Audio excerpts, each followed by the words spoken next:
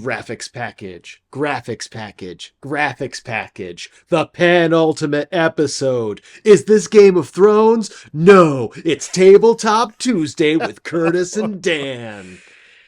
That's right, everybody. That was elaborate. Thank you. Are there very much. actually going to be graphics packages, or is it just you saying graphics package? I will throw in the graphics package here.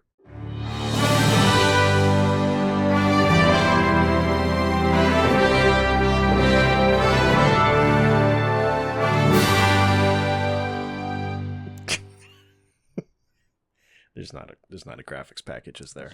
You don't know. I mean, You'll see. I'll see. You'll see Yeah, next maybe. Tuesday. Maybe I'll see next Tuesday when this posts. Mm-hmm. Absolutely. I'm actually considering what that graphic package might be right now. Okay. I don't know. Do I have to build something in After Effects? Maybe. And if you need to build something in After Effects, try Skillshare. Skillshare, that was a free one. Now come sponsor us. I was going to say, is this a surprise sponsor that you haven't told me about? I tried to get a hold of you this morning. Man. This morning was not happening. Oh, I'm sorry. I'm sorry. Do you want to start with drinks, or what made your morning so bad to make you have to drink? I'm just having a Guinness. Oh. Tried and true. Hey, nothing wrong with that. That's all I had.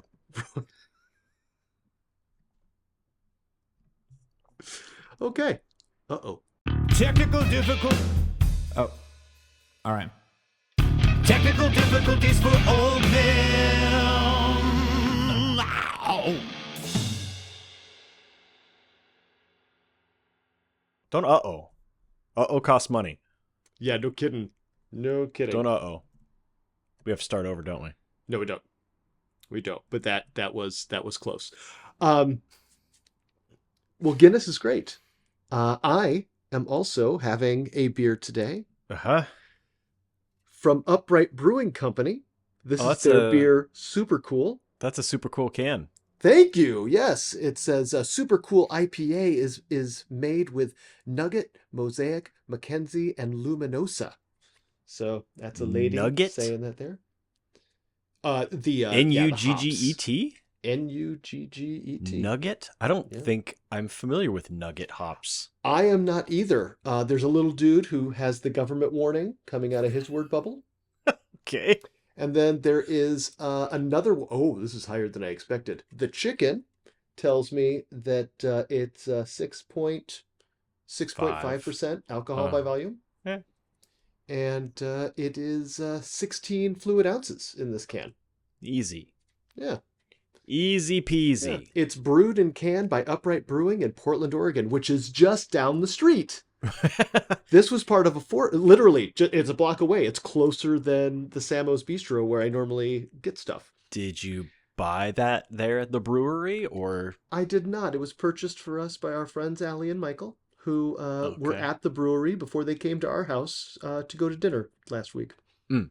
Yeah, so they brought it over. That was nice of them. Yeah, it's a nice little 4-pack of variety pack. I had their Pilsner last night as I watched the movie Scare Package 2, which, in my opinion, is inferior to Scare Package 1, which they're both anthology movies. I think it's worth a fun evening. If you like horror and things that are kind of funny and you're entrenched in the horror world, then I think Scare Package 1 is going to be good for you. Scare Package 2 was not my favorite. I think, yeah. Okay. But I watched it. Happy to provide my support by watching it through Shudder. But let's get this board. The Pilsner last night was really, really, really good. It was crisp and it was light and it was cold. And man, I really enjoyed that. Oh, wait, I should get this on camera. I was so focused on getting the pour right. You're so going to dump that all over your keyboard. No, I'm a professional. I am a trained bartender. Zero carbonation in that. Oh, there we go. Now you got a little 1 millimeter head on that. I was doing a very soft pour. Yes. I didn't want no You head were. because I didn't want to wait too long. So I will be drinking this out of my McMiniman Spirit Cup But glass. head on a beer is part of it. I mean,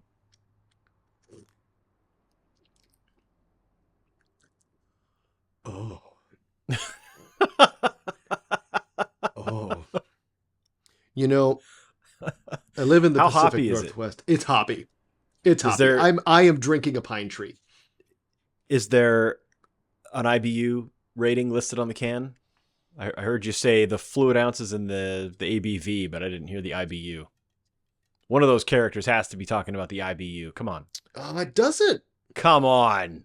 It doesn't. Come on, super cool. I think they forgot to put that on the art. It's got to be somewhere. It's literally not. You know what? It's Who probably makes on an the- IPA without listing the IBUs? apparently Upright Brewing Company just down the Okay. street.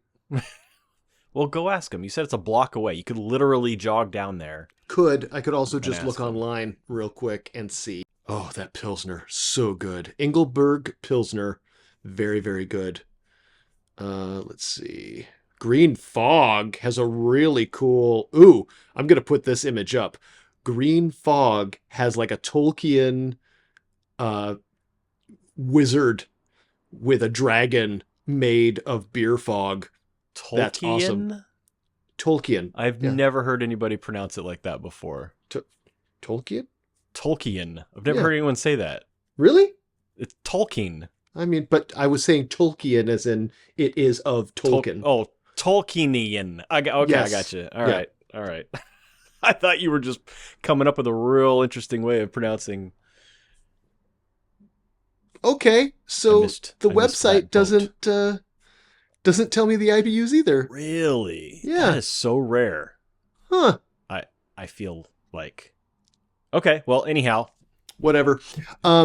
Regardless, if you like, tabletop things. no, we're not there yet. Oh, We got so much to do. Today's a big day. I know. That's what I'm saying. Today's Let's a get- big let's- day. Let's get Okay. going. Get going to upper tabletop. Beer things. aside. Beer aside, today is a very special episode because today is the penultimate episode of this season. There will be a couple-week break between when you see this and when we have our post-game after action report. But we've got a lot to go over today. So the first thing that we're going to start with is, as usual, our weekly progress. No games for old men. Now, Dan, before You're we done. even... I'm not. Moving on. Other tabletop things. Wow. No, we are not doing that. We are not doing that. Instead, what we're going to do is really, really work ourselves into a frenzy about what we have accomplished this week. So, or this season. Would you like to go first, or would you like me to go first? Go ahead. Go first. Set the tone. Set the vibe, Curtis. I'm going to work backwards. Ooh, can we say that, or does Christopher Set- Odd have that copyrighted? Set the vibe? Set the vibe. I think that's got to be. If it's not in the, if it's not public domain, I don't know what is. That's his slogan on his YouTube channel, on his banner. Ladies and gentlemen, a slideshow. Ding. This has been my progress since we got started. So in the beginning, before I even got working on my actual kill team, we had Thud, because I was really determined to get all of my unpainted enforcers ready before the Imperial Guard Codex came out. And I failed, but I got a couple guys done. And one of them was Thud, who is the modified grenade launcher guy. We could just review his look again real quick. When we looked at his butt there, and you were saying, oh, he's got like a green screen in his back. No, it's a case of grenades. Yeah, big. But then we got into the gribbly bits. And here's a reminder, here are the flies that are equipment for my kill team. closer look at the devoured head eaten by flies. Oh, look at that. It's got a little skull smile in there. It's just so sad. And then a whole body devoured by flies. The fleas grown to preposterous size by the gifts of Nurgle. The worms, which, Dan, just as a heads up, you're gonna see these guys in the game. They're a pretty nifty bit of equipment, just to give you a heads up. Oh, their equipment? Yeah, Oh. yeah, yeah. They are bonus points. You know, when we did our episode originally, you were like, "Are those eyes?" And I said, "No, I'm using them as pussy nodules." But I have since seen some really good images of people who painted them like a big old group of eyes. And now I kind of wish I did that too. Like shiny black marbles, just right there. I don't know. Come say, come saw. It's a lot of work to go back and try and fix that for a piece of equipment. Yeah. And then, of course, we can revisit the glitchlings tearing faces off. Very goopy. You got a real good wet look there. Yeah, right. those Thank you. guys. Thank you. They Yeah, look so much drippy. Nurgle's rot. Didn't want Very him to look gross. dry. You know, back in the Yeah. 80s when Nightmare on Elm Street movies made the news, when Nightmare on Elm Street 5 came out, they were interviewing one of the special effects guys on Entertainment Tonight. And it always stuck with me because one of the things he said was, you know, this movie was surprisingly dry for the series in regard to how much fake blood they had to use. And so it's always stuck in my head. How dry is this movie if regarding how much fake blood they had to use? I, on the other hand, used as much Nurgle's rot as possible on these guys. Yeah. And then, of course, your favorite, the butthole. I don't think The that was my glitchling favorite. with 3 buttholes. Pretty sure that was your favorite. Dan, you love the glitchling butthole. I think I remember being offended by it. Yeah, well, that's how I knew it was your favorite. Yeah. And of course, You've always here been really are good at misinterpreting anything I say, so it's that's on brand. That's on brand for you. I hear what I want from you, Dan. Yeah. Yep. Here are the mutants. Big axe.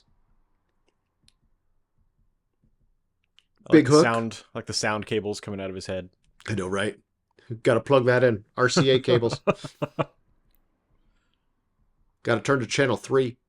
And then, of course, punk rock claw arm. Yep. And then here are the big mutants, the bloaty bloats. Just a reminder for really everybody. cool. Oh, and then when I fix the toe. Of the actual kill team that I will be playing in our mini campaign that we're doing this month. Lots of bugs. I went back and looked at these just to kind of remind myself because they've been packed away for so long. That shoulder, man, it's gross. So gross. That is a festering wound there. Looks foul. I can't wait for you to Especially actually that. see these in person. You know, like ugh. And then of course, Goku. Big Blue. Yeah, Goku. With his kidney. Really good work. Thank you very much. Thank you very much. It's kind of nice to review these guys again.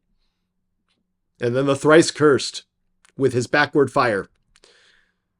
Backward And now fire. that I see it, Oh, because the because it did it backward, but even still, like it's just high fantasy. yeah, Okay. exactly. It's chaos. It's chaos. It should look weird. You should It's be not- like, why is it not right? It's not the real world. Fun claw. And then also finished Stud. Got him finished when they were all done. With his fancy bits. And then the commission. here are the bits for the commission. Are these updated images Um, or just the most recent ones that you showed? these are all the ones I took for final approval for Ivan. Oh, okay. Yeah. So I know you said you'd made some changes after you That took I the didn't. initial pictures, but I know if you- didn't. I didn't take photographs of that one character. I didn't take any extra ones. Okay, this is a new. Yeah. This one's new though. Oh, You hadn't actually, you yeah, hadn't that's right. You finished- never saw the spear one, did you? You hadn't finished that one, I don't think. Yeah. So- Okay. That's right. What? Okay, Whoa. so here's the crossbow guy. He's completely done here. Yeah. I added purple to all of their blades so Mhm. that there's like a combination of everything, and then Right. yeah, and he's got some very like scandalous clothing on. Lots of holes in his pants. Scandalous. Yeah, like they're in his upper thigh. Can't like you could see his upper thigh and his calf are just like exposed. You haven't been outside recently, have you? Oh, that's right. You live in Portland. So I live in Portland. Yeah. Yeah. Well, Yeah. that's kind of how people dress down here. I'll be in LA soon. Not me, but I Yeah. am disappointed, Dan. And then here is a high priestess with a spear, a bone spear, and a bone knife. Got fun cape things going on here. Bone crown. Now her face looks really derpy here. And after I took this picture, I was like, derpy. what's going on? What happened? Then I took another picture and I was like, oh, it looks better. There's just this one angle where things are just a little out of alignment. Looks really solid from this side, though. I really like the way her abs turned out. They're all dressed like they're part of a dance troupe. Well, they are elves, so yeah. And then here's the leader with the nebula face. Oh yeah. Yeah. Cool. Honestly, from 3 feet away, it's really hard to tell what's going on the face mask, but I think it turned out really well. I'm really, really excited by it. Yeah. Looks cool. Oh, and then these are the original test models. You're out of order. You're out of order. You're supposed to be earlier. So that was my stuff for this Nice. season. Now, I know it feels like we didn't get a lot of images for you this season, No, but when I went no. through, we did. We definitely did. You don't need to show them. Oh, I am. Nah. Oh, yeah. Nah. It's The cool. people need to know what the kill teams are for the thing before Yeah, we they get saw onto 'em. our after action report. Yeah, they saw the earlier episode. Oh my god. They didn't. They're watching now. Look at this team. Ugh. Look at this team. Just primed. Nothing but primer. But still, That's that it. is a complete team. Look at that. Is it. Made no progress since then. I disagree. I know Terrible. that's not true because I have the next Very picture here. sad. It's very sad. It's right oh, there. Damn. Oh well. Okay. See? I told you. Got colors on it and everything. Yeah. Look at you. Making trouble. Now, again, for whatever reason, they decided to put things out of order, but there's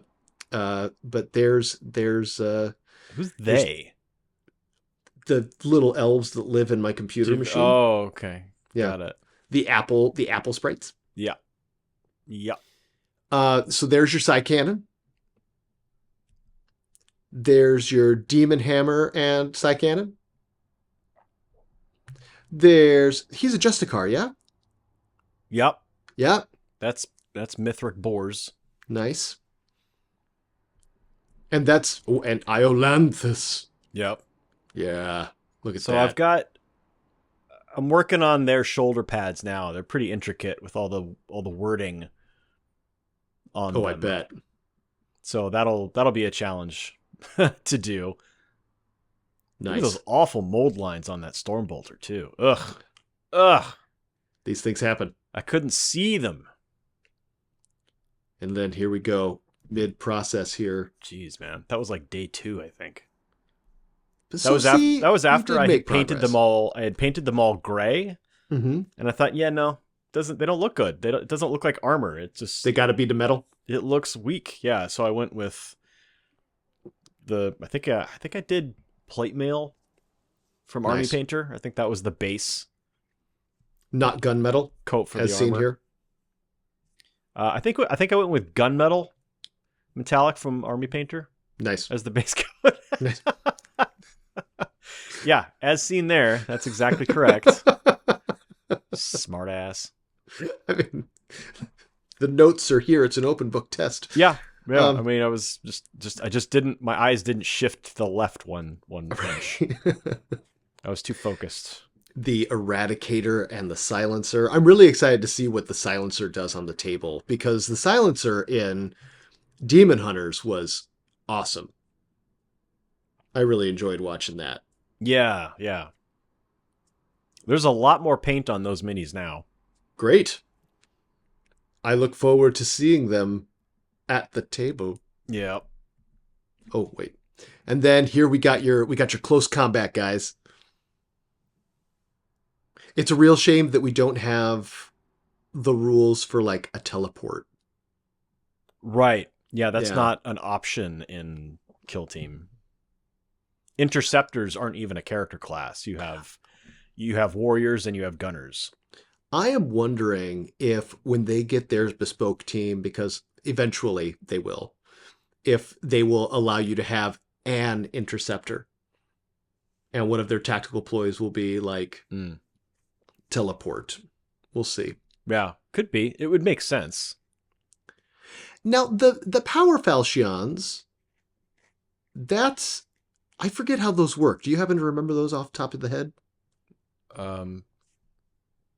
No, but I've got the rules open. Do they add an extra attack or something? I feel like there's No. got to be a bonus for No, there's not. having two swords. Nope. Hmm? Nope.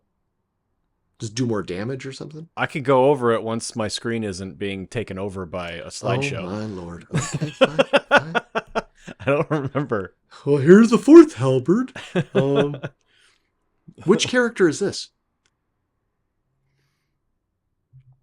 I don't recall.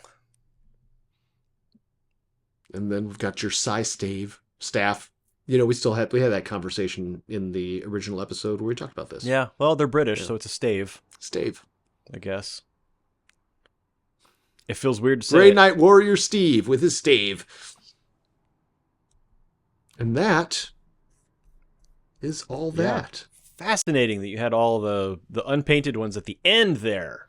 So nobody Seriously, saw the progress. The gremlins, Well done. The gremlins inside just didn't do things. I put them as by created, so apparently they were created backward in time. Uh-huh. Now I have additional things to add to my progress this week. All right, here is your answer to your question. Falchions are relentless. Oh, that is good. That is good. That does give you extra attacks. So it does do, of the melee weapons, it does do the lowest damage, but you get more of them. but they are relentless. Yeah. Nice. Nice. So what did you say? You said you had something else to add to your progress? Is that what you said? Scenery. Uh-huh. Is it? That looks unpainted. Yeah. Oh. So what's the progress? I got this off the sprue. You clipped it off the sprue. That's not the one that just fell off when you opened the box. Is it even completely put together? No. Did you file down the Yes. points? It is so it's smooth. Smooth. It is All so right. baby smooth. Baby smooth. But not put together. I was Yeah. really desperate. I wanted to have a door to open for you, Uh-huh. like on camera. I wanted to be like, "Oh, look at this. Yep. We got a door. Yeah. A single door." Didn't happen. Unfortunately, Arlo and I were assailed by an intruder Oh, fun. who was just wandering around our property Yeah. out of nowhere, and so was a little distracted Yeah, I before I had a imagine. chance to clip I and imagine. clean the door. So Did you go out and make him dance? No, but Arlo barked at him with the fury of 1,000 things that bark. Okay. Yeah. Did he hightail it or? I mean, he left eventually, but he didn't seem to Uh, be perturbed at all. okay. So yeah. Scoping the joint out. Anyway, that's our progress this week. Jeez. That's kind of a retrospective Yeah. Yeah. Well, that's kind In- of reverse order. yeah. Yeah. I think it's good that people remember that like we did actually pick teams to play this game, because once this season is done, it'll have 20 episodes, which are 12 more episodes than season 1 had. Gosh. Yeah. And Wow. around episode 9, like actual discussion about the game and progress and all of that kind of fell off because life got in the way. Part of Sure. your place collapsed in on itself due to rain. Renee and I were doing all kinds of crazy stuff, and let's not forget that the new format of the show meant that we had other things to talk about that weren't just. When I Yeah. look back on season 1, it was all kill team all the time. What's up? Here's our thing. Wow. I don't even And- remember. It's worth going back. In fact, if you'd like to go back and watch season 1, you can do that on the Right cut. here. But that actually kind of takes us right into today's tabletop things. No games for old men.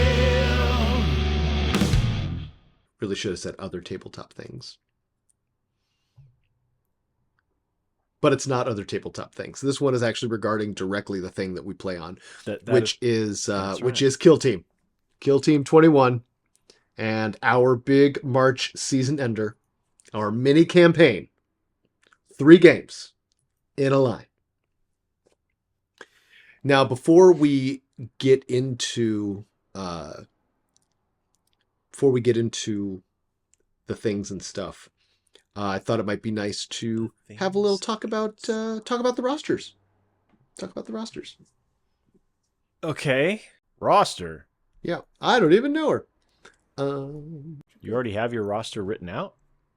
Mine is pre-written. Your Grey Knight kill team.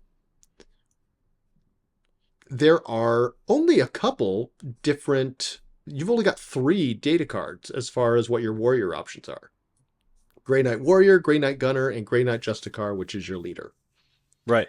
So what are we looking at when it comes to your kill team? Okay, so the document that you provided me is already obsolete, right? Because they've modified it so that you can have one additional character. One additional warrior. One additional, specifically a warrior. Yes, Correct. because you can have, well, no. The Grey Knight kill team includes the Justicar. That's your leader, as you said. You may also have one gunner. Only one. Yes. And everybody else has to be a warrior of some kind. Warrior being melee weapons. Not one of the 3 heavy weapons available.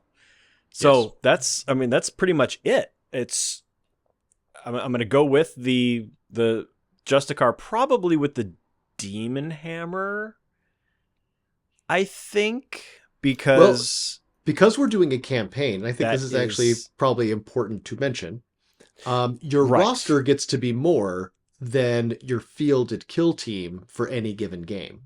That's true, because we'll have to deal with potential injuries, Losses or injuries. Yeah. So if a character is What's the rule on that? If a character is incapacitated, are they just unavailable for the next mission in the campaign, or are they incapacitated for the entire campaign?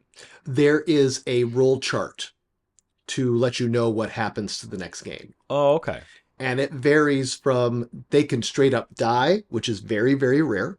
That's actually hard to do, although I have done it in a campaign before, although that was Kill Team 18.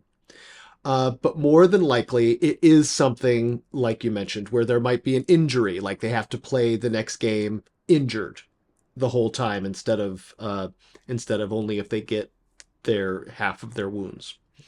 They might get a permanent effect. They might have to sit a game out, but Okay. But yeah, so there's a variety of things that could happen. Okay.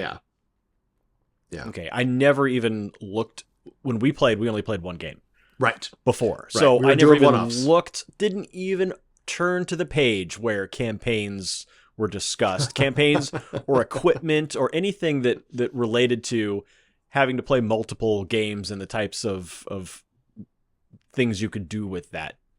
Didn't even look at them. Well, and I didn't want to muddy my brain with too much rules that I wouldn't even need to reference at the time. That's fair. That's fair. But we do get equipment this time, and I think you're gonna want it. Grenades, dude. Grenades. You loved grenades in Demon Hunters. Wow. Wow. Yeah. Who will you have prepared to be able to be on your roster for our game? Well, both Justicars I have to have available. Yeah, I don't understand the question. Why wouldn't I have everybody available? I didn't think you made the whole set of 10. Oh yeah. Oh, you did. Oh, yeah. Oh, okay. Okay. Oh yeah. No, I made one of everything. Oh, my bad. I thought you only had 7. No, I made one of every character. So Nice. I can Okay. do, and I think like I've got a couple Force Swords. Excuse me, Nemesis Force swords. Yeah. swords. That makes a difference. So there are a couple of duplicates. I want to say one of the heavy weapon guys. There's 2 of somebody, but yeah, I've got,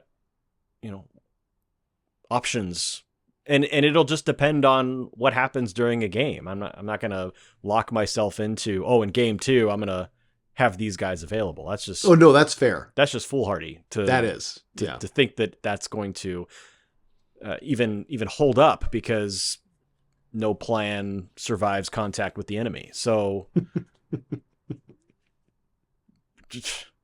yeah, no, I constructed them and am painting everything that I can. Nice. Okay.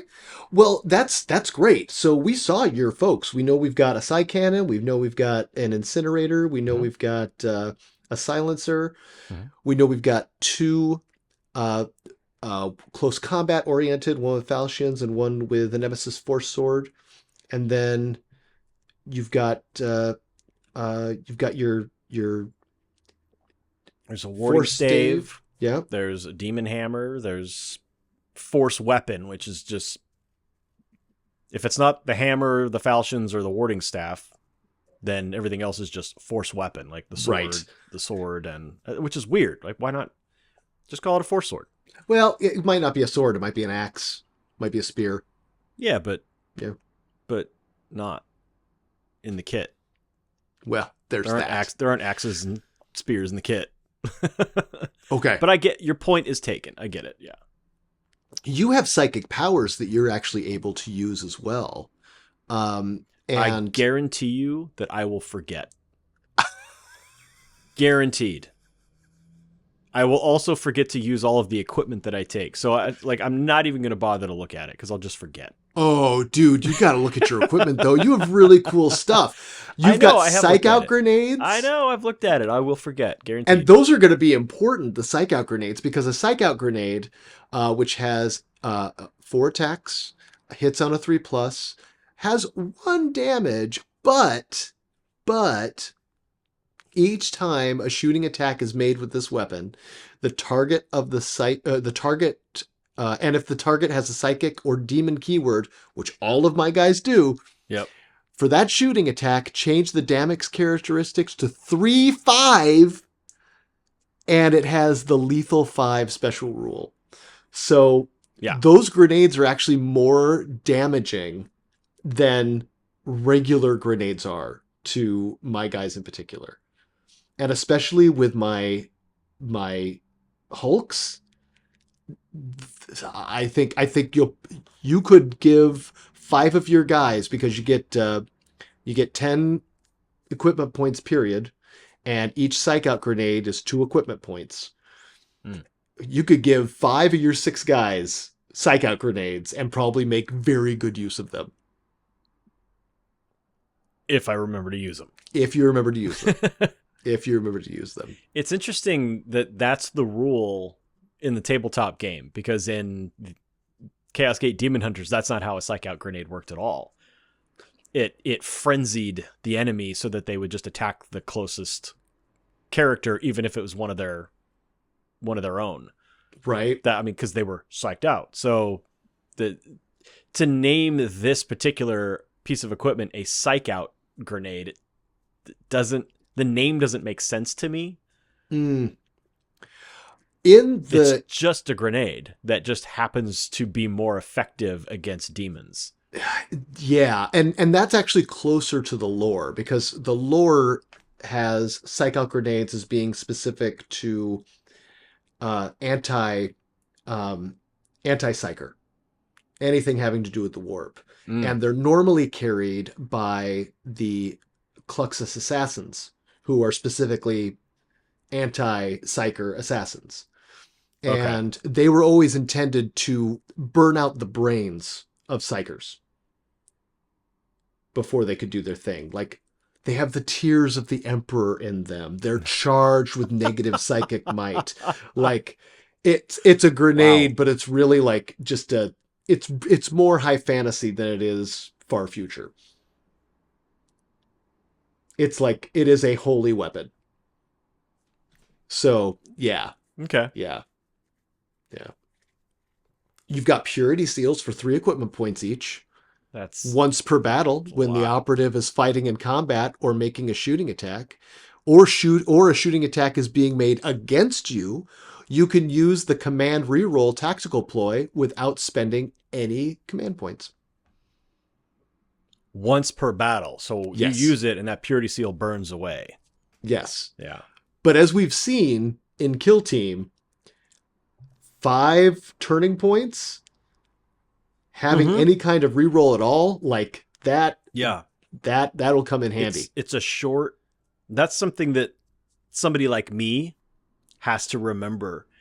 If anybody has ever watched any of my playthroughs of any game, I tend to hoard resources in a game because I might need it someday. And I end the game with just all this stuff. Like, I've got so many grenades in Mutineer Zero because I just don't toss the grenades, because with the exception of EMP grenades, I use those a lot. However, and I do that with everything. Skyrim, I don't even know how many plants I had in my pack, because I was like, oh, I'm going to turn these into our potions. Oh my God, I never used potions in Skyrim. Really? Because I might need it. What if I need it? What if I get into a really bad situation and I suddenly need that extra little boost? But you didn't use it when you needed it. Yeah, that's correct. That's the problem. That's the thing that, a therapist would try to work out of me. Yeah. Yeah. I hoard resources to the point where I don't even remember that I have them. So that's something that, as a game player, I am really trying to break myself loose of.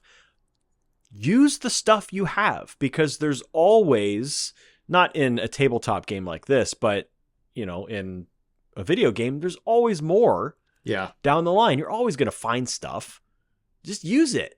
Yeah. Use it when you find it. It's there to give your character a boost. By not using any of that stuff, you're just making it harder on yourself. Hard mode. I mean, that's my thing. Everybody's like, oh, Dan plays on hard mode. Not because purpose. Not because I've set the game to ultra difficult, but just because I don't use the resources that the game designers put in the game to help the player succeed.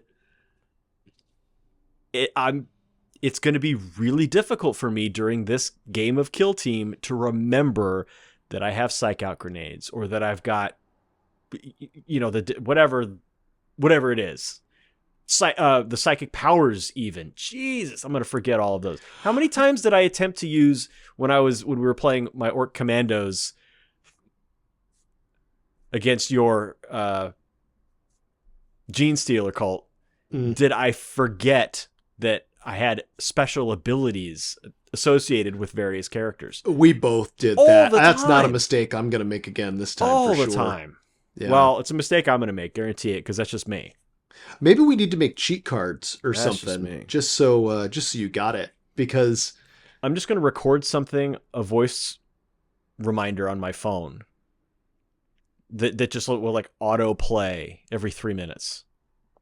you could just have it open, and before every strategic phase, just play it and go, did you do your psychic power? Did you use your equipment? Did you do your... Yep. Yeah. Yeah. do Every your thing. time I'm going to go, oh, damn. No, I didn't. I forgot. It's going to happen. I think you're going to find that my goal for this is to help us be the best players we both can be during this campaign. So you're going to find times when it's going to be like, before you activate, do you want to do anything? What I need is an impartial third-person coach. Like a game a coach. Okay. Yeah. Yeah. Okay. I need a coach on my side who's really knowledgeable about the rules and who can tell me what I'm doing wrong at every roll of the dice. Well, that sounds great. And if anybody wants to be Dan's coach, go ahead and hit us up at nogamesforoldmen@gmail.com, and we can set that up. Is that a real email address? Yes, it's our email address.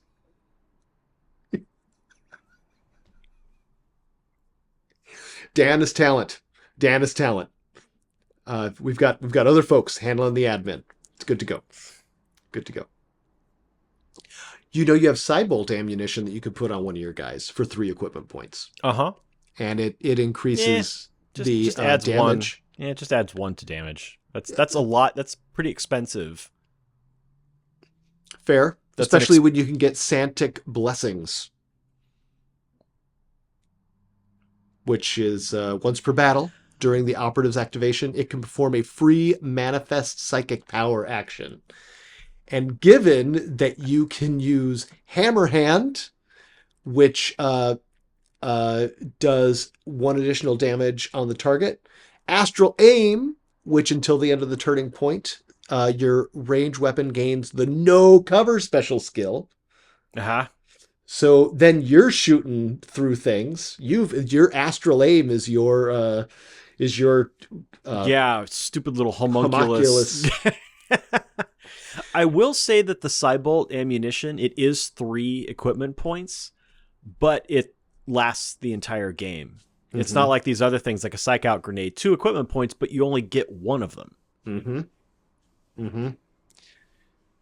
And right? Yeah, that's correct. Yeah, otherwise everything is, and force, and for Cybolt ammunition, hexagrammic ward, and true silver armor, only 1 operative may have one of those.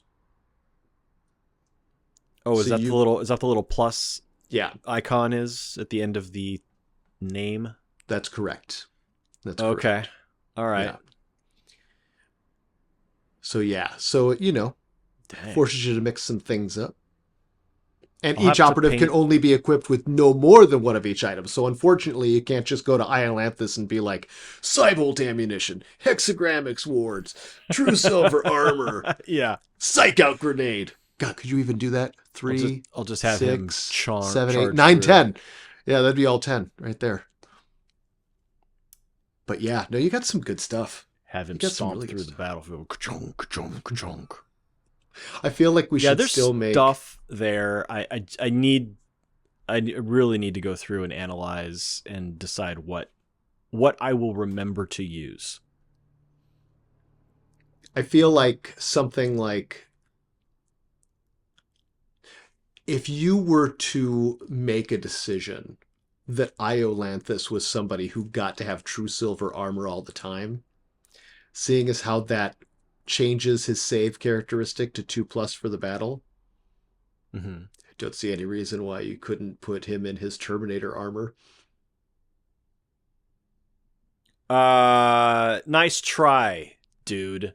Terminator armor is bigger than power armor, therefore sticks up above cover more, and because everything is based on line of sight, he would be an easier target to hit. Nice try. It's line of sight, but No. it uses the base. Nice. So it goes from the shooter's head try. to the base. Then you have to Mhm. measure bases and stuff. Mm-hmm. So yeah. I don't think it's that big a difference. I don't. Yeah. Okay. And he's got the true silver armor. Then I'll paint him silver. I'll just paint him silver. So it's very obvious that he gleams more on the battlefield than all the other guys. And then I'll remember. I still won't remember. I'll still forget. Okay. I'm going to have to come up with little cards like that I can stick on the back of the bases with like little gummies on them or something. I can just go boop and stick on the back of the bases so that it faces me and I can oh, right.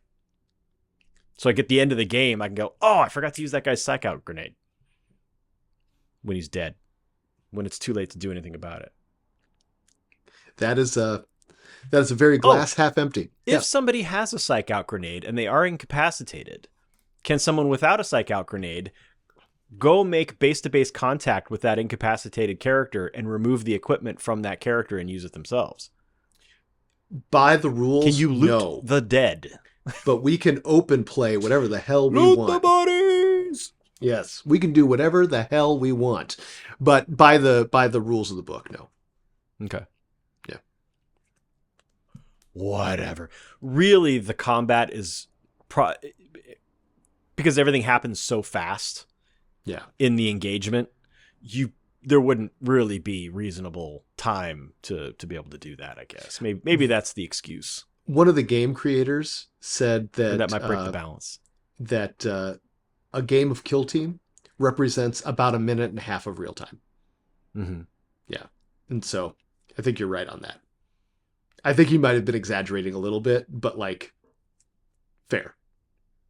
It's fast. Meaning it takes up less than 1.5 minutes? No, it probably takes a little bit more than 1.5 minutes, but like, firefights don't happen that quick. They cover a lot of ground for 1.5 minutes. It is a pretty tight battlefield. Regardless. You've got 2 Justicars to be able to pull from. And then 3 gunners to be able to select from. I've got one with a demon hammer, and I've got one with a force sword.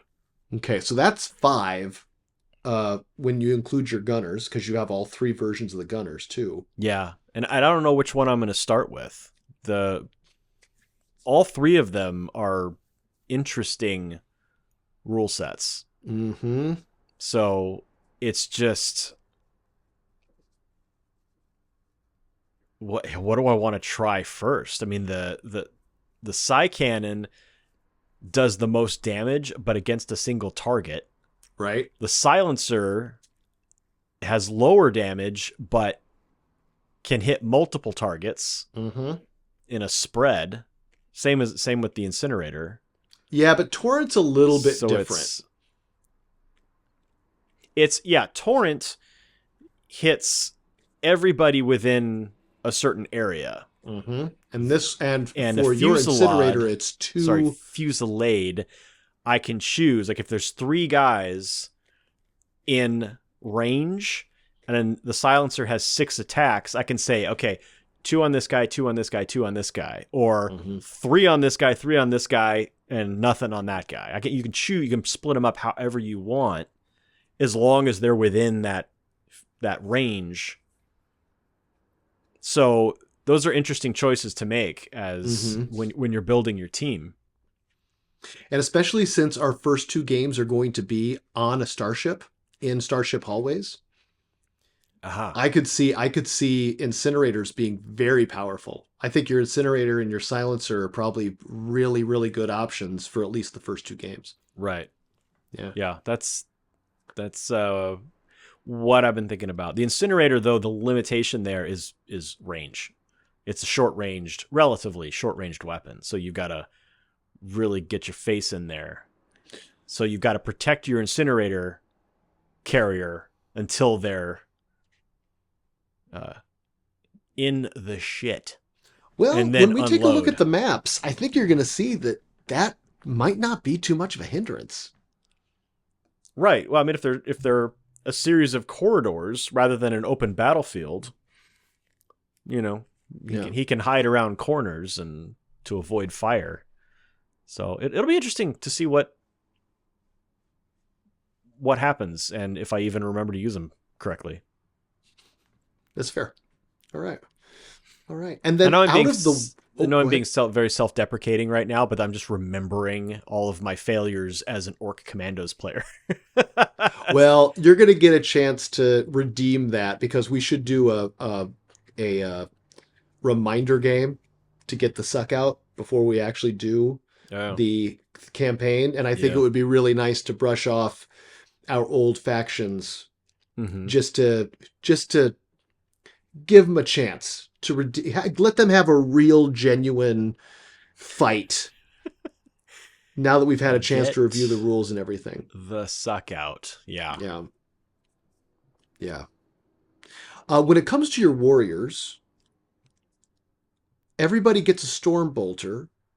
Right. And then you gave somebody a demon hammer, you gave somebody a falchion, you gave somebody a force weapon, you gave somebody a warding stave. Yeah, I've got at least one of every option available to me. So who got doubled up in the warriors? Did you give 2 force weapons? I think I've got 2 force swords, yeah. Cool. Pretty sure.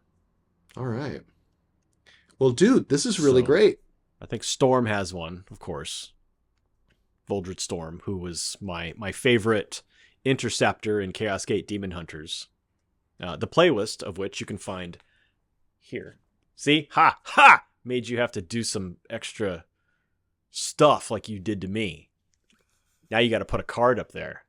I do that anyway. Yeah, you probably would have done it anyway. I do that every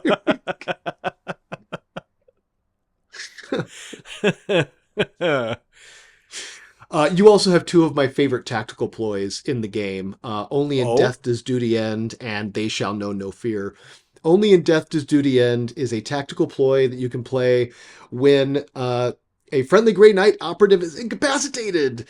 That operative is not removed from the kill zone until the end of your next activation or the end of the battle, whichever comes first, and does not count as being injured, but they get to attack one more time. Right. With either a combat attack or a shooting attack. And that is so Space Marine. Space Marine. It reminds me of a game, and I can't remember which one it was, but there was a character ability where if they were quote unquote killed, they could make like a last stand attack. They could like shoot their pistol once or something. I can't remember what game that was though. And I can't even remember if it was a video game or a tabletop game or what. But yeah, it was a special ability. Of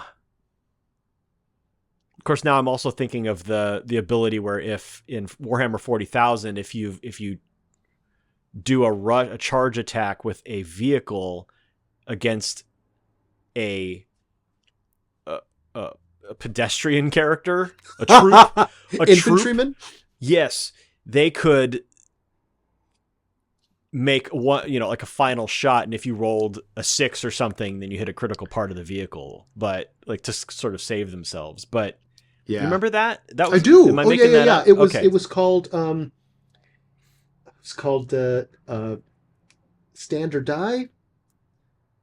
Standard die attack, but it was Yeah, I don't if you know, but had a crack grenade or a melt-a-bomb, you could make okay. one last attack when they did a tank shock, Mm. and if it went off, then You know what that you would ability do it. should have been called? Front toward enemy. Like the text that's molded onto the front of a claymore mine. Yes, Front toward enemy. that's very funny. That's very funny. Anyhow, that's kind of what that reminds me of. Only in death does duty end, where you get one last chance to fire off a little pew Yeah. parting shot. Speaking of shooting, you also have bolter discipline, which is only one command point, and it's a strategic ploy that lasts for the entire turning point. Very popular with Space Marine players. Until the end of the turning point, each time a friendly Grey Knight operative is activated, if it does not perform a fight action during that activation, it can perform 2 shoot actions during that activation if a Storm Bolter is selected for each of those shooting attacks. That's So incredible. you're wristbound. Yeah, and you've only got one unit in your kill team that does not have a Stormbolter equipped.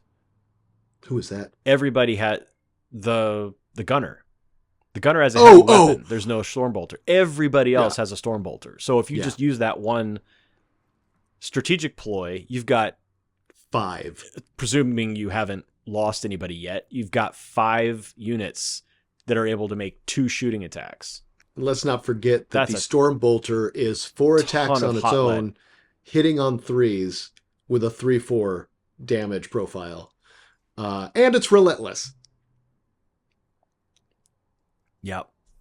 I forgot what Relentless was. Each time an enemy, friendly operative fights in combat or makes a shooting attack with this weapon, in the roll attack dice step of that combat or shooting action, you can re-roll any of the attack dice. Ah, right. Yeah. Yeah, which is an interesting rule. It doesn't say you can re-roll misses. You can even re-roll your hits if you really want to take the risk and try to get a critical. Yep. Which is pretty. That's some Icarus stuff right there. Yeah. Sometimes you want to gamble. Sometimes you want to gamble. And when it works, it's the best decision you've ever made in your life. Mm-hmm. But most of the time it'll fail, and you'll go, "Ah, damn it! I shouldn't have done that. I shouldn't have done that. Why do I always do that?" But when it works. And that's true. Yeah. That's true with any game, right? Yeah. If I'm playing Mutant Year Zero, and I'll take a 25% shot, and when it hits, that was the best choice. Best choice you ever made. Best choice. If I miss, but you then really you beat leave a yourself comment. Up. Yeah. You leave a comment and say, "Why'd you do the 25% shot? You know you couldn't be." Dan, I have really been feeling for you. You're the best at that. I do what I can. My empathy has been supercharged lately. But dude. Well, before you get another beer, your empathy has been supercharged. What? Because there have been several times in the Seed of Evil playthrough where you've had like 75% chance to hit.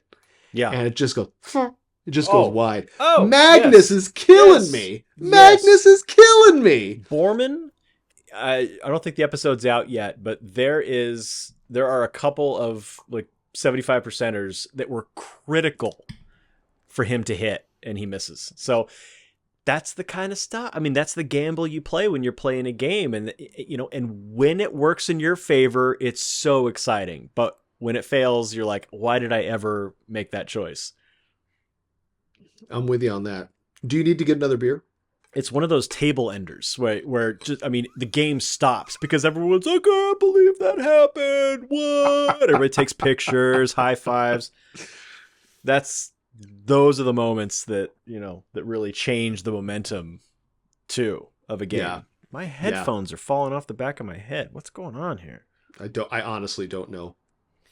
So that'll be interesting to see what happens. You manifesting a psychic power is only one action point for each one of your guys, and they have 3 APL each. So you're going to be able to do all kinds of cool stuff. Yeah, Astral Aim is one that I'm going to have to remember a lot. Especially, okay, so you start your turn with command point, I'm going to activate strategic ploy, bolter discipline. Then you say, all right, this guy's going to manifest psychic power, astral aim. So no cover, and you can fire twice. You can do 2 shooting attacks. I mean, that's the kind of stuff that I always forget to do in a game like this. But the good players, that's all of you out there, not me, the ones that are going to leave comments on this video about you should have did this and that, then did I just say you should have did? Wow. You should have done this and that. Those are the kinds of things that I always forget to do. And it's so frustrating because the rules are there to help you. I'm not talking anymore. I'm done. Okay. I'm repeating myself. I'm rambling. Okay. Well, I'm berating myself. I mean, you are really being hard on yourself considering the fact that we haven't even had a chance to set up this game yet. I know what's going to happen, Curtis. I know what's going to happen. Okay. I'm self-aware. Very self-aware. I will be playing the Gellerpox infected kill team. Yeah. I have 0 choices when it comes to the makeup of my kill team. Because my kill team was part of Kill Team 2018. It was part of a special box set called Rogue Trader. Okay. It came with 2 beset kill teams. So mine will have, in all 3 games, Vulgar Thrice Cursed, the Bloat Spawn, the Flesh Screamer, the Lumberghast, those are my Hulks, the Gellerpox Mutant, which is the Plague Bearer with the giant axe, 2 Gellerpox Mutants, the one with the claw and the one with the hook, 4 Glitchlings, and technically, I can add multiples of those operatives on my grand roster, because you can have up to 20 members of a team on a roster, except for Vulgar Thrice Cursed. But if he dies in a game, you can get a new one. Oh, so, for real? Yeah. So wow. the rules are written in a very complicated way to make it so, dude, this is your kill team. Every time, this is it. This is it. This is it. Okay. Do you need another one? Add one. Mm-hmm. Did your leader die? Oh, he was reborn. It never changes. It never changes. They wrote some very complicated things to make it work like that. Now, that being said, it sounds very simple. It is really simple. I just show up. They overcomplicated the simplicity of it. They did. They did. Because they made it work within the existing rules set instead of just being like, forget roster building. This is always your kill team. They could have just been like exception, but they were like, no, we're going to make it fit within. Honestly, it kind of reminds me of being in tech where it's like, instead of coding an exception, they'll be like, no, we're going to do like a foot of code just to make it so that it fits within the if-thens that already exist. Here are abilities that are important for you to know. You're playing a team that's out of the compendium. Real simple, locked and loaded, pretty easy to remember. Since this was a White Dwarf team and was adapted from the previous version of the game, there are some extra things that are important for you to know as a player who will be fighting me. So, first of all, there is the Techno Curse. So, Technological devices rebel in the presence of these ghoulish apparitions, their machine spirits recoiling in horror and spitting angry sparks as they fight to escape the Gellerpox. While an enemy operative is within circle of friendly operatives with this ability, or within square of a friendly glitchling, operatives with this ability subtract 1 from the attack's characteristic of ranged weapons that enemy operative is equipped with. So, if you're close enough to me, then you would subtract 1 from your attack characteristics. Wow. So instead of having 4, you'd have 3 attacks. Yeah. Still 6 if you use Bolter Discipline, but not the 8 that you would have normally. We also have Revoltingly Resilient. This is where you're not going to forget Bolter Discipline, because if you forget it once, you're going to be screwed the rest of the game. So decayed and mutated are the bodies and minds of these creatures that survival means little to them and pain even less. They will not stop until utterly dismembered and burned to ash. Wow. Each time this operative would lose a wound, roll a d6. On a 5+, that wound is not lost. What? That's right. So every time you hurt me, I basically get an extra save. That's every character? Glitchlings and Gellerpox mutants only ignore on a 6+ instead of a 5+. Jeez. But my Hulks, they all ignore on a 5+. Wow. And that is something that's kind of common for Nurgle Makes sense. fighters in general. Yeah, It makes sense, but that's going to be tough to deal with. In the big game, it's Yeah. called Disgustingly Resilient, and it's even more hardcore. Yeah, Revoltingly Resilient. That's going to be important to know. Gee whiz. And sounds then like sounds like that the Necron rule, where if you destroy a Necron, the next turn there's a chance they can stand up I'll be again. back. Is that what it's? I'll be back. It's the called? I'll be back rule. Yeah. Yeah, It's like that. F that. yeah. And then there's Mutoid Vermin, swollen to a huge size and afforded gruesome lethality by the Gellerpox. Shipboard feeling the 6.5. Shipboard vermin You fight lightweight. alongside their masters. Leave me alone, I'm a delicate old man. This operative can only perform universal actions, excluding the pickup action, and can perform the fallback action for 1 less action point to a minimum of 1 AP. It cannot perform any other actions. So my fleas, my worms, my flies, they have very little they can do.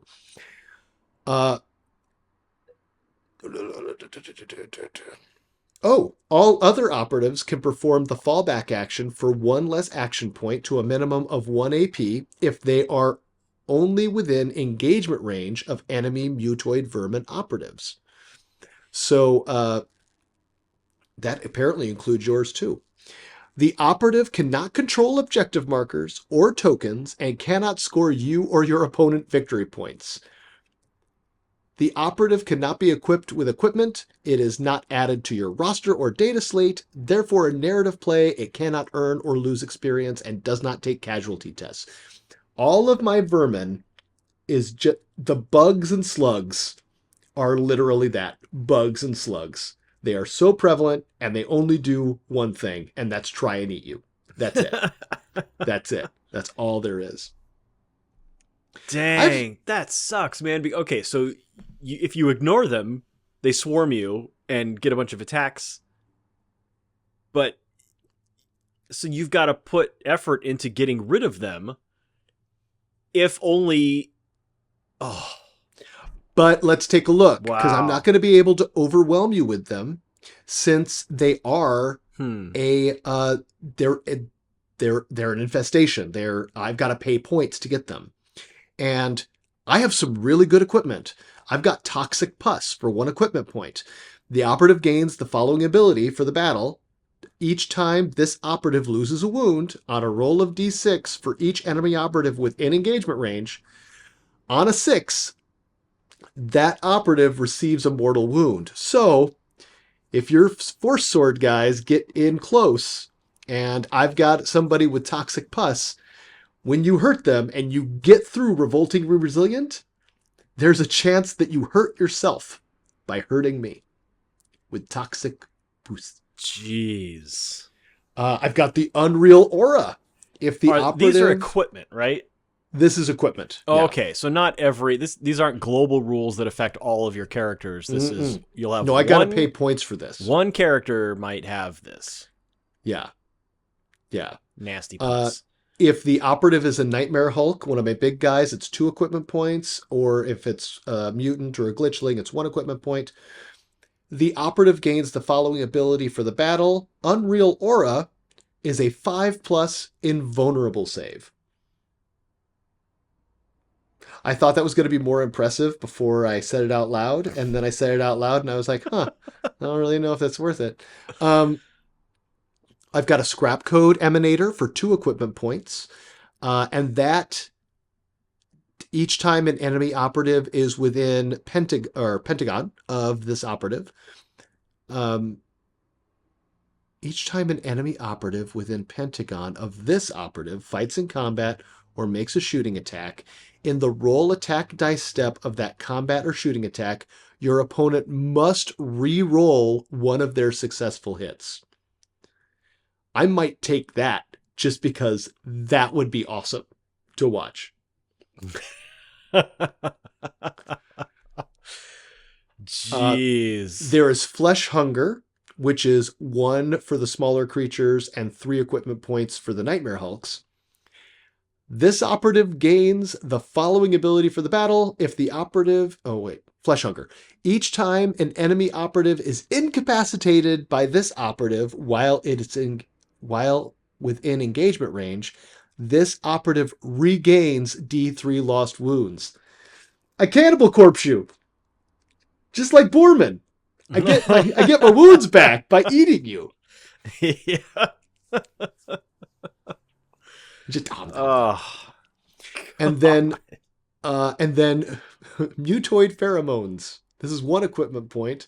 While a friendly mutoid vermin operative is within a square of the operative with this equipment, improve the weapon skill and ballistic skill characteristics of that friendly operative by 1. So having the vermin around me makes it so that I'm just better at stuff. Yeah, it's like the cloud of flies that some of the enemy units had in Chaos Gate Demon Hunters. Oh. Vermin infestation for 1 equipment point. The operative with this equipment can perform the vermin infestation action, which means that you get to select 1 mutoid vermin operative that is incapacitated and remove it from the kill zone. Then set it up again with all of its wounds visible and within square of the operative with the equipment. This can only be performed once per battle. So, like, you could kill one of my swarm of flies or one of my spitting worms or a flea. And then I just go, nope, he's back. Here you go. Yeah. I have interesting... this is going to be such a horror show. Yeah, no, it's going to be great. It's going to be great. I can't keep all this stuff straight in my head. Well, I mean, the nice thing sickness. Is, are you saying you're down with the sickness? No. No, I'm not saying that. So you remember how on my bases I had it so that the rust would emanate from their feet? Yep. Turns out for 1 command point during the strategic phase, I can have rust emanations. Until the end of the turning point, while an enemy operative is within engagement range of my friendly Gellerpox infected, excluding the vermin, that enemy operative, your Grey Knights, is treated as being injured regardless of any rules that say they cannot be injured. What? Yep. They subtract a circle from their movement characteristic, and if they are activated within engagement range of my Gellerpox infected. So you could use that to counter only in death does duty end. I mean, you'd still be able to shoot, but yeah, if you were that close, you would still be treated as injured. Why would I still be able to shoot? Or you'd still be able to attack. Why? It's just that, why? Because it doesn't take away your ability to attack. It just means that you would have the effect of being injured, so you would reduce your effectiveness by 1. Oh, okay. Yeah. It doesn't take away your ability to do the thing, you just get worse at it. I gotcha. Okay. Yeah. All right, never mind. But I had not read that. I just independently had the idea. It just happened to work out. Wow. Now Okay. So yeah. Is there more? Um, You sound like you were about to continue. No. Maybe we save some for the sequel. No, that's everything. Everything else that happens is like bigger narrative stuff. So that's our rosters and our Okay. equipment. I know that you've got some expectations about how this is going to go. Like, after taking a look at the rosters, after taking a look at what's possible, like in your head, what are you seeing? What are you thinking? I think I've been pretty open with that so far. I'm going to forget to use everything I have. I'm going to be pissed off because you're not going to forget your stuff. And I'm going to say, what did I use? Bolter discipline, because you're going to do the thing where you get to ignore all of my attacks. And I'm going to be like, man, this game sucks. And then that'll be the end of it. Okay. At least we don't have to worry about doing a season 3. We are so doing a season 3. I'm very much looking forward to it. No. Yeah. Oh my God. Dude. No, I can't. Great. No, I am looking forward to doing a campaign, but I'm going to have to do I'm going to have to do something that helps me remember what my characters can do. I don't want to sit there and be flipping to the rule book all the time. Although fortunately, the data for the Grey Knights is just 2 pages. Right. So I could just print those out really and just slap them on the table in front of me, and that's it. That's all I would have to refer to. So yeah, maybe the solution is as simple as that. Well, and have you seen the data cards that I've made before? Yeah. Is getting those something that interests you at all? It could help. Yeah, because what I can do is I can actually build out your stuff for you and then get you your data cards, and then you can use those instead. Because that gives all the rules and everything on one single point. And for those of you who are watching, I do use the link down below to be able to take my battle roster and convert it into stylized kill team data cards with the images of my miniatures on the data card. So, in fact, you'll be able to see that in the show Team Building that we are working on right now. So, yeah.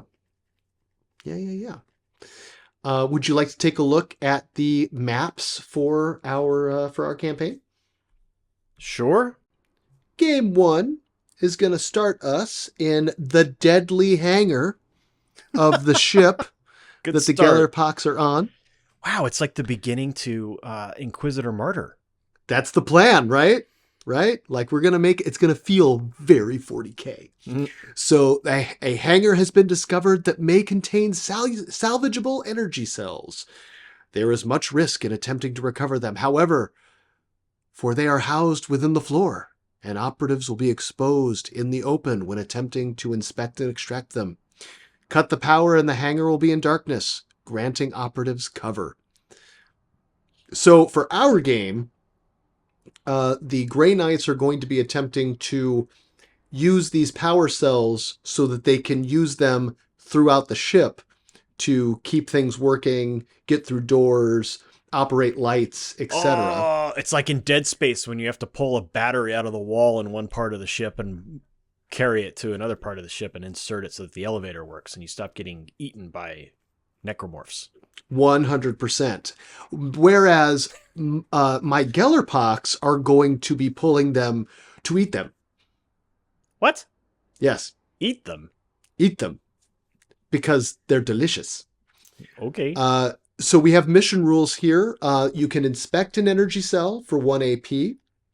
That, this is all to help get your points. And then you can operate the lights. You can turn them off. You got to find the switch, though, and that's You really do have hard to find the switch. Really hard to do in the dark. Yeah. So the mission bonus is at the end. Oh, and that's for the Spec Ops campaign. We're not actually using those for this campaign. It's not that big a narrative. But if we were, we would get requisition points if we had got 2 or more objective markers. And this is what the map looks like for that. So we're going to have doors. The gray marks are doors. And then we'll be on the sides here. And all of the power things are right in here. Okay, Right in the middle. That's what the orange diamonds are with the skull in the middle? Correct. Each one of those is a power cell. Okay. Correct. So we're kind of walking into a single room. Yeah. Now, there are pillars here. So there are things to hide behind, but it's a lot of open space. Yeah, it is. Wow. Okay. All right. Once we've fought through that, then your Grey Knights are going to be like, oh, we need to destroy the ship. So what we're going to do is overload the power. A kill team has restarted the power in this area and is using the energy sparingly for their operations. The machinery is old, however. Overloading it will cause irreparable damage and stall the enemy's activities. Stalling the enemy's activities in this case means sending the ship into the atmosphere to burn up, destroying the pox. And that is your plan. Uh-huh. You will have to operate some ancient apparatus to be able to make that work. And you get victory points for getting things to overload. Okay. Yeah. This is what that map looks like. This one's a little bit more tucked away. The drop zones are really, really tight. And then the apparatus are C4, C1, and C1. What are the other ones? C2, C5, C3. They don't have the alpha keyword, so they're not points you need to worry about. Okay. To overload the power, you'll have to get here, here, and here. Okay. Now, because we are doing a story, you're going to succeed even if you're bad at it. And so What? the ship is going to crash on the planet. And the Gellerpox are going to be like, oh, we're on a Forge world. What a great idea. How about we do our Gellerpox thing on the Forge world? So to stop them, you're going to have to consecrate the ground. And you have your mission objective at the end of each turning point for each consecrated objective marker, friendly operatives control, you score 1 victory point to a maximum of 4 per turning point. And there's an action you have to perform to consecrate the ground. Whoever wins that decides the fate of this Forge world, whether it remains loyal to the Emperor or whether it falls to the Gellerpox. And this is what that map looks like. So the consecrated ground are their objective points that can flip ownership. But as long as you end a turning point in control, you'll score a victory point, even if you lose control of that objective point the next Later. turning point. Correct. So you could potentially get a victory point multiple times on a single objective marker, Correct. as long as you are able to retake it. Wow, that's interesting. Yeah. Huh. Yeah. And it's a very, I mean, we're going to be able to put stuff here, but like the drop zones are the corners. It's really neat.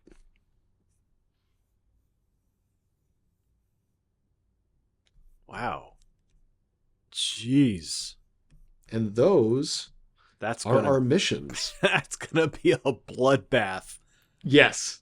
That's Yes. gonna be a And how bloodbath. appropriate. How appropriate. So there's really only one of those maps where I think the incinerator would excel, and that's the And second. it's the That's second the one. second one.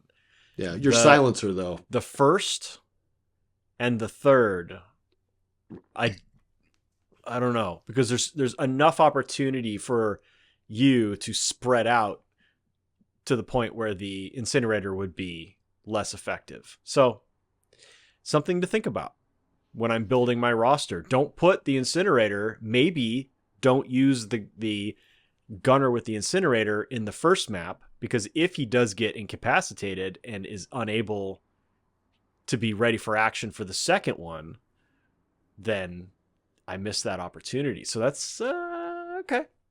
Yeah. That's the kind of thing you have to think about, I guess, when you're building your teams for this multiple stage campaign. Except for me, because apparently, since the entire crew must be infected, I just have the same kill team each game. Yeah. No matter what. That's cool. Well, yeah, right? That's cool though. Yeah, I think this is going to be neat. Didn't you come up with a name for it? I thought the first time For- you came up with the series of missions. I thought you had a name. A cute name. For the campaign? Yeah. No? You must not. Must not have, because otherwise you would have immediately come up. I'm actually with it. looking at the notes right now, and I'm like, oh God, did I? Because that would have been a great idea. I failed. I failed in that We still have time. that aspect. That's your goal for next episode. It's to Right. come up with a for cute, our quippy name. our after action report, have the cool name for the campaign. Yeah. Well, hey, Yeah. that's other tabletop things this week. Dan, Looking forward not to gonna it. lie, like my thing that I'm hyped about. Enter title screen. No games for old men. Is straight up just that we're going to be able to play this game. Yeah. That's what I'm hyped about. Yeah. That's it. Yeah. Yeah, I'm really looking forward to it. I think this is going to be awesome. I am too. I'm looking forward to it. I will say that the recording of this episode has done a good job of shaming me about not having more progress done on my miniatures, so that I want to put more effort into painting. I want to spend more time doing it, because even I know last week I said, I'm going to have to really like set aside a whole bunch of other responsibilities to be able to get this done in time, because it was going to be our last episode before we actually play. Right? And I still wasn't able to do that. The things that I had to do are really taking up a lot more of my time. So anyhow, yeah, it's the last week was preparing for and recording the latest episode of the Hero's Journey podcast. So that's what really chewed up several days of my attention. But if you haven't heard it yet, So it's a good episode. Go down to the link below, and you'll see the access there. Tombstone, one of our favorite movies from the 90s. oh yeah, no, I'm talking about the next one that we just recorded on Sunday. Oh, wow. Okay. Well, Yeah, never mind. That one is Sideways. That will be out at the end of March. No wonder you guys have been making so many sideways line references in our group chat. Yeah. I was like, why are they quoting Sideways? What an unusual movie for these fellas to be talking about. Now it makes 100% sense. Do you want to hear about the thing that I found that was something hyped about? Yes. Something to be hyped about? I didn't know it was anything different. Yeah, please. This I saw last week. I think it was an article on Polygon that talked about it. Hieronymus Bosch was, of course, a Dutch painter many centuries ago. and also the namesake of the Titus Welliver character from the TV show Bosch, and which is based on the Michael Connelly series. All very good entertainment products. However, this artist, he's a British artist named Andrew May. He's a sculptor. He has taken characters from the painter Bosch's work. That's awesome. And sculpted miniatures of them. Wow. And you can see how bizarre they are. Well, I mean, There are- Hieronymus Bosch's art is grim, dark, like the Kronos eating his son is probably one of the most famous images ever. Or is it Saturn eating his son? The one where the guy is eating a baby. Yeah. Right. I mean, just like ripping the head off at the shoulders. Yeah. Yeah, with his teeth. Right. Yeah. So this was a Kickstarter, which has just ended very recently, 2 days ago, as of our recording date. And actually yesterday. Yeah, no, 2 days ago. Sorry, March 6th was when it ended. Oh, So, look at that. but as you can see, his goal was 1,000 pounds. He made 85,000 pounds Wow. out of this Kickstarter. Here are all 10 of the miniatures that you will get. They are unpainted resin. That's And you can great. still do a late pledge, you see up here. So even though you missed the Kickstarter, you could still Buy do a in. pledge and get one set of 10 multi-part. It's the whole set. I think it's interesting that he didn't do smaller pledges of, 10 pounds gets you your choice of one, or maybe 10 pounds gets you one of these smaller ones, like, these three here. Mm. And then if you want the full set, then you can do 60 or more. So, but they're really interesting. I particularly like this guy, the fish guy with the moth ears, moth wing ears, and a giant sword with a shield attached to his chest somehow, because he's got a hand pointing. I like the barrel dogs. Yeah. And I really also like the tree man. Oh, that's Or actually, great. he's wearing Yeah. a tree as a helmet. As a hat. Like a big ass tree. He didn't just like And I was really like this seeing the character. art because I recognize a lot of these from the art, and then I Yeah. see down below here, And here it they actually are. shows you where he pulled them from. Yeah, and down here are the actual images that he used as inspiration That fish man is so awesome. for the miniatures. And he did say that there may be some pinning required and some gap filling required for these, so they're not going to be, might not fit completely flush. You might have to do a little bit of modeling yourself. So he does somewhere in the text of this Kickstarter say, I recommend these for, accomplished hobbyists. Don't buy these for your 8-year-old kid and expect them to know how to fix any imperfections is the word I'm looking for. Right. These are for 15 plus audience. Not to say anything against those prodigy 8-year-olds who are just expert modelers, because I'm sure there are some, but I just thought this was a really cool thing. Interesting that he only had the Kickstarter up for 1 week, and He had it up for a week. 1 week. According to this, Wow. funding period was February 27th to March 6th. Wow. And That's he made really impressive. He made 85,000 pounds in a week. Amazing. He's already done the sculpts, obviously, and the whatever manufacturer calls it when they are in charge now of making the molds for it and producing the resins. That's the progress so far. That's where they are right now. That's great. And so if you are to kickstart this, you can expect delivery in July of this year.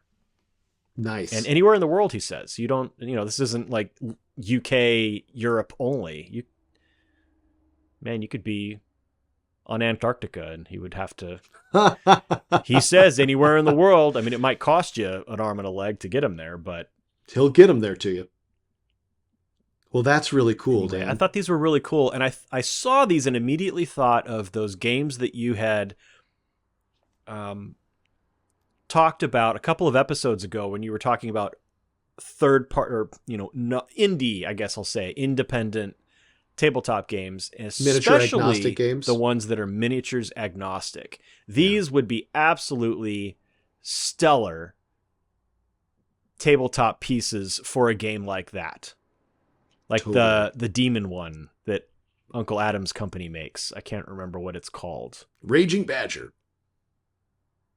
Oh, No, the Rain game. in Hell. Rain in Hell, I think. Yeah. So Rain in Hell. these could be interesting because, they're all bizarre looking characters. They could be demonic in some way. Mm-hmm. So anyhow, I forgot I have to stop sharing. Here we go. We're back. So anyhow, I thought that was really cool. And the fact that the Kickstarter is over, but you can still get a set. That Is the only great. reason I mentioned it. Had he said, "Oh, that's it, no more," the store's closed, I wouldn't have even brought it up. But There because- will be a link to that down below if you would like to pick up your own Hieronymus Bosch minis. yeah, if you haven't already, Apparently, a bunch of people have. I almost did. I was just like, "Oh, these are really cool," but 60 pounds is a lot. It is, and also get your Grey Knights finished first before you start buying stuff to stick on your pile of shame. Yeah. So I did not, but they're really cool miniatures. That was really Really cool. Yeah. And obviously, either he's a talented painter, or he hired a talented painter to paint them because the painted miniatures look great. And look very much like they were just pulled out of the paintings. Right. Yeah. Yeah. Well, dude, it's a full-size episode this week. Oh my God, almost 2 hours. Yeah. Maybe you cut it in half because probably we're not going won't. to have an episode for 2 weeks. Yeah, no, that's I have no idea how that would work. Part 1, part 2. But you are going to have a couple weeks to catch up on everything that we've done. Catch up on Mutant Year Zero, Seed of Evil. And the next episode for this show will be the After Action Report.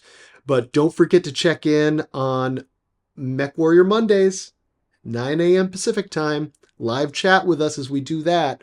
And Dan's got a new game starting pretty soon. So, Yep. good talking, everybody. I'm going to get out of here and start editing this video right now. Keep on gaming.